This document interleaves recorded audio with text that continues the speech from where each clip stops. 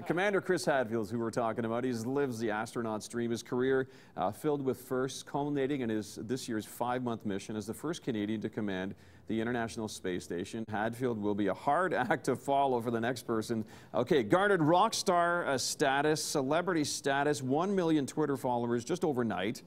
Social media presence big time. Hadfield posting stunning photographs, commentary, music for his millions of followers back here on Earth. Now that he's returned to terra firma, Hadfield has chronicled it all in his brand new book. I don't know how he had time to write this. An Astronaut's Guide to Life on Earth. A phenomenal read, a great gift with the holidays coming up. Delighted to have Commander Chris Hadfield back in the BT studios this morning. Welcome, Chris. We've been talking about it. I've been excited about it for weeks now, as soon as they told me and I got my hands on the book.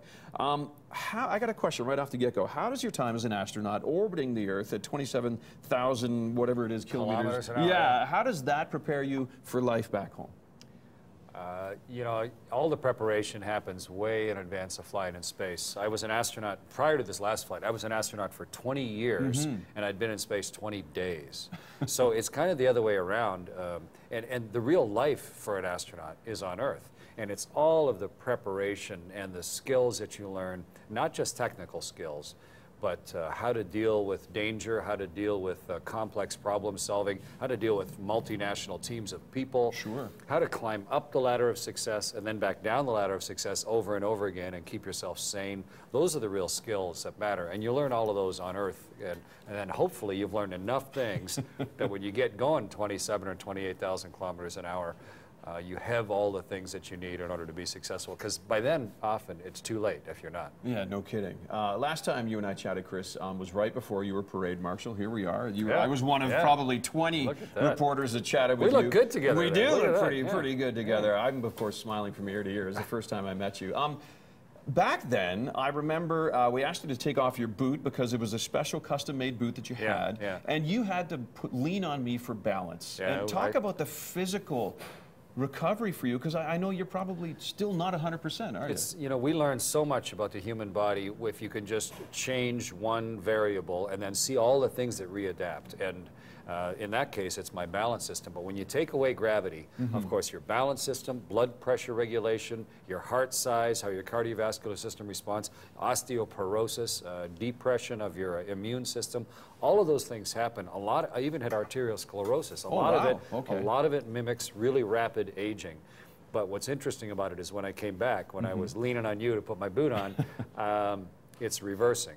So the body somehow sees that one variable change, and it goes through all these adaptations that reverse when you get back again. So for the doctors, it's a tremendous big lab rat that I am to study what is it in the body that's controlling it. Why do my arteries get harder? Why does my heart get smaller? Why do my bones start dissolving? And then why do they reverse? And so it really helps us evaluate whether that's type of chemical or electrical process within the body that can help everybody. Yeah, and future astronauts too. You course. touched on that in your book, right? You were a test pilot and you were trying to improve things so future pilots would know what to do in a certain situation. And the same thing for astronauts, right? Oh, absolutely. And Canada has 2 astronauts right now, just great representatives of our country, Jeremy Hansen and David Saint-Jacques. Super accomplished, really nice guys, working really hard towards the next opportunity. NASA just announced this week that they're putting out the contract for their next commercial crew vehicle that'll take to the station and back. The space station turned 15 years old today. Happy birthday, Space Station. And the follow-on to the space shuttle is due to fly next September. It's called Orion. So there's all sorts of opportunities coming down the pike, and we're really well positioned in Canada. We've been in the space business for 50 years or 51 years. We're world respected for our technology like Canadarm and NeuroArm that's here in town, but also for our people. And Jeremy and David are just great young astronauts. It was time for me to, after 21 years as an astronaut, to get out of the way pass the torch, and have other folks go fly. We're gonna roll one of the probably the most famous video that you did while you were up orbiting the Earth was the cover of David Bowie's Space Oddity, right? We'll roll the video here. I got a question for you. I mean, you've been on Conan O'Brien now. I made him laugh. You made him laugh. There you go. 60 Minutes. I was reading on your Facebook page. Was chatting with you at your home. 1 million Twitter followers.